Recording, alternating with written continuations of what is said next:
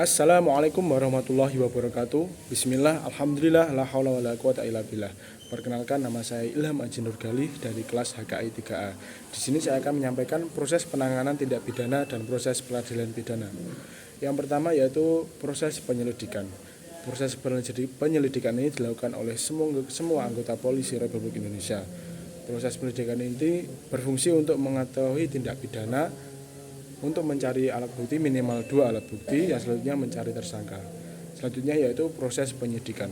Menurut Kitab Undang-Undang Hukum Acara Pidana yaitu KUHP, penyidikan adalah serangkaian tindakan penyidik untuk mencari serta mengumpulkan bukti yang dengan bukti itu membuat terang tentang tindak pidana yang terjadi.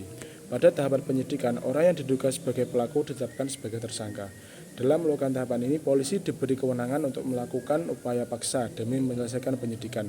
Upaya-upaya paksa bersifat memaksa tersebut meliputi pertama pemanggilan, penangkapan, penahanan, penggeledahan, penyitaan, dan pemeriksaan surat.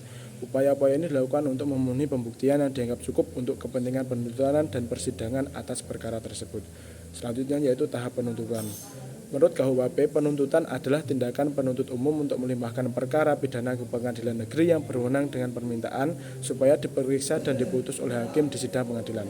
Pelimpahan perkara ini disertai dengan surat dakwaan. Surat dakwaan dibuat jaksa penuntut umum segera setelah menerima hasil penyidikan yang telah dinyatakan lengkap dan memenuhi syarat untuk melakukan penuntutan. Pada tahap penuntutan ini status tersangka berubah menjadi terdakwa. Yang selanjutnya tahap pemeriksaan.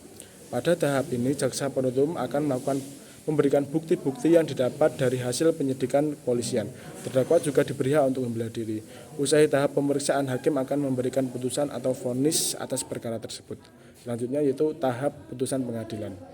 Pada tahap ini, terdakwa yang dinyatakan bersalah akan menjadi terpidana. Terpidana yang dipidana penjara atau kurungan akan dieksekusi dengan dimasukkan ke dalam lembaga pemasyarakatan.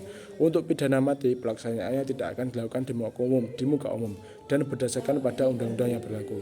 Lalu menurut saya, kekurangan dari sekian proses tersebut ialah biasanya terdapat pada menurut saya penyelidikan dan penyidikan, di mana pihak penyidik atau anggota polisi terlalu terburu-buru untuk menetapkan status tersangka, di mana biasanya terdapat banyak salah sangka atau salah orang salah sasaran. Mungkin itu saja yang dapat saya sampaikan. Ada kurang lebihnya mohon maaf. Wabillahi taufiq wal hidayah. Wassalamualaikum warahmatullahi wabarakatuh.